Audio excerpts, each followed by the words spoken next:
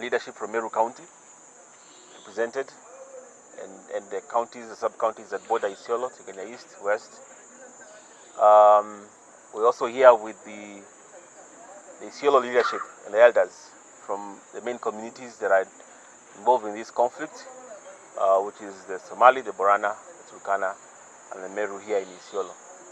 I think we are very aware of what has been going on in the past few weeks that has gone on here, and that's what has brought us here together as a community and as leaders from government to find a resolution and long-lasting peace in this region. For a long time, we know these communities have been together for years, peaceful.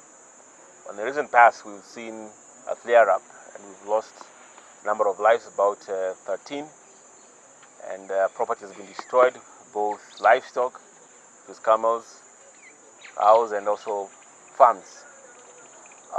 It's incumbent upon us, all of us, we know we are Kenyans, and we are persuaded, and we know we'll find a resolution for this. Let me just say two things concerning this issue, and then I'll hand over to the County Commissioner of Isiolo.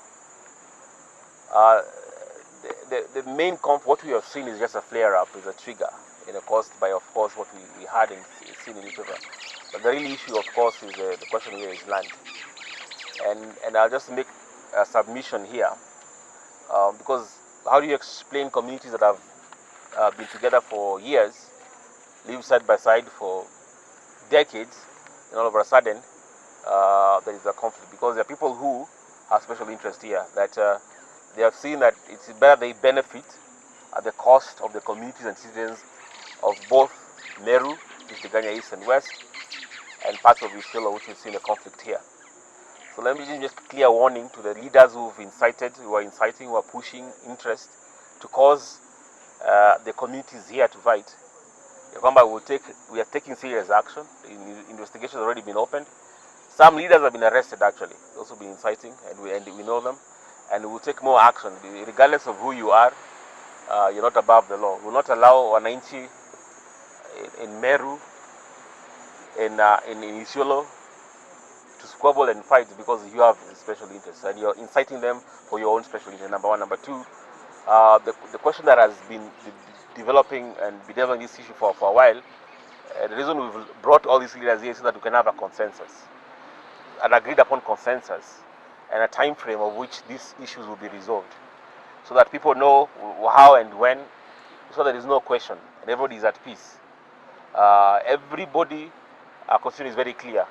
Anybody can live anywhere. That's our constitution, regardless of your ethnic group, regardless of your ethnic makeup. So for us as a commission, we are committed to make sure people are living in unity, peace and harmony, as they have lived here for decades until just a recent flare-up. I would like to congratulate the county commissioners of both Meru and Isiolo for their hard work, and their teams, the security teams for both counties, for their hard work, especially in the last few weeks, to make sure there is a de-escalation, number one, and also the elders of both sides, because wangechocha pia like usual, but they have chosen to peace. That's why they are here in Isiolo, to seek peace.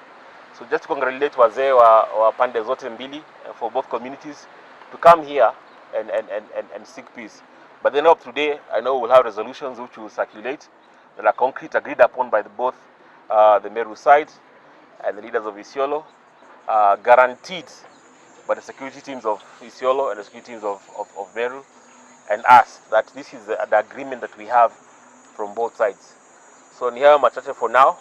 Once we finish the resolutions, we know for a fact that there will be peace. So mama wenzangu, so far tumefikisha 350k kwa account yetu ya chama. Tufanye aje na hizi pesa zetu? Naona tununue vitenge zinafanana. Vitenge. Hapana, tununue sufuria za non-stick. Tununueni curtain. Ai, mama wenzangu, vote tununue kaploti. Kuna watu wanauza plots na nyuki. Na nyuki? Hebu tuwapigie simu watupe uhondo. Hello. Thank you for calling Optiven. How may we assist you? Can we get a plot with 350,000 in Nanyuki? Yes, you can get a plot at the Great Oasis Gardens in Nanyuki today for as low as 349,000 shillings. They're inspiring possibilities.